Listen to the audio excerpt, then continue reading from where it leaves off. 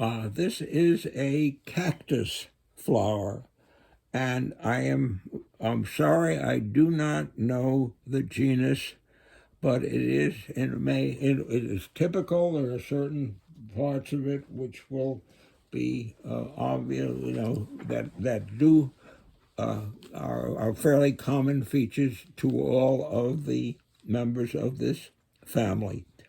The cactus family, Cactaceae, is basically a New World family. There are a couple of members in Africa, but most of the desert plants, the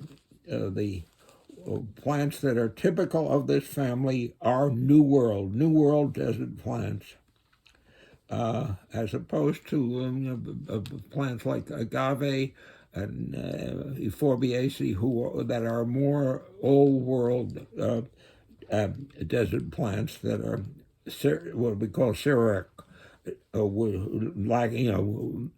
flourishing where there's very little water.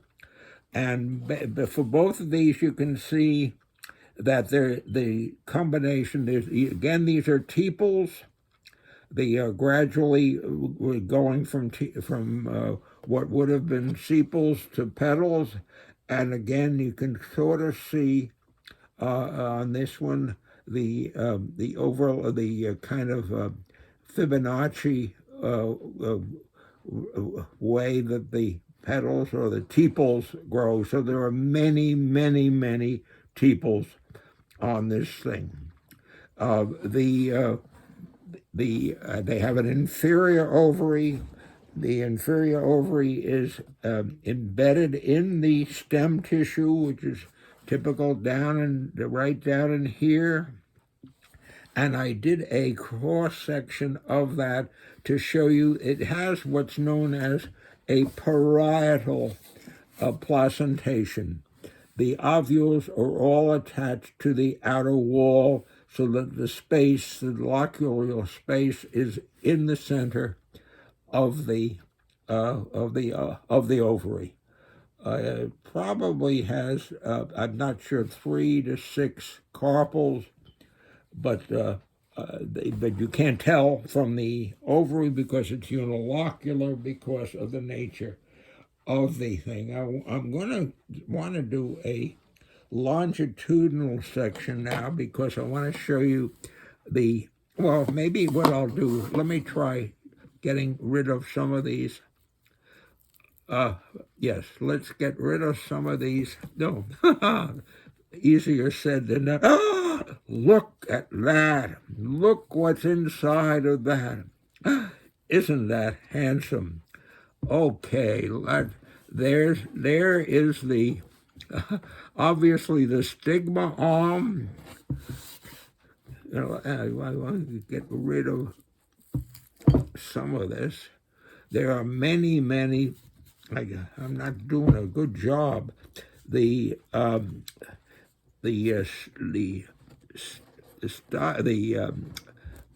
filaments. Look at hundreds of them. Look at all those filaments there. They are attached to the corolla, which in this, I shouldn't say corolla. I guess I should say perianth, because they're basically. Let me take my blade and cut down through here just to finish what I was doing so that you can see more clearly.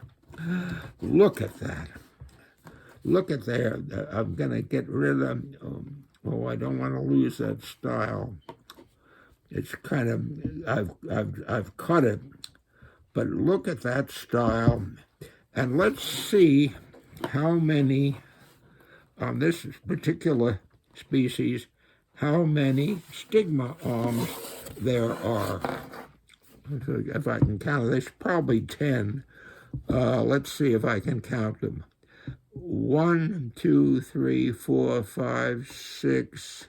No, looks like there are more. 7, 8, 9, 10, 11, 12, 13, 14. It looks like 14. Wow. Isn't that amazing? Okay, let me take this out, and maybe I'll be able to do that. But look at all of the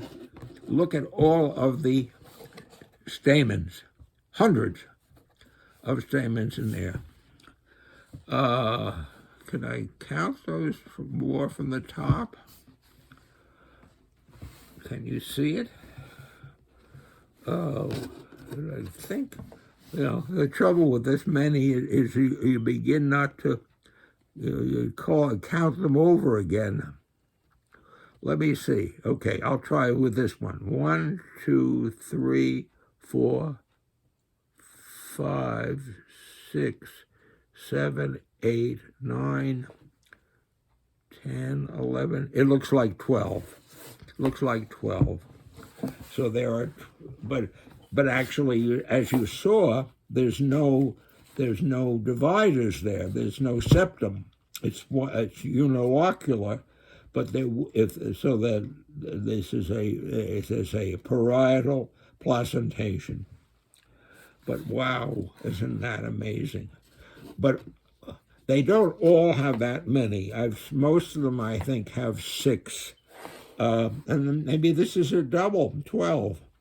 I've seen 6 stigma arms quite often in the cactus family, but always many, many, many stamens, and the stamens are exactly like that, very, very long, very long. Look at that. Very long filaments and kind of tiny anther sacs. But that is an example of the cactus family. Wow.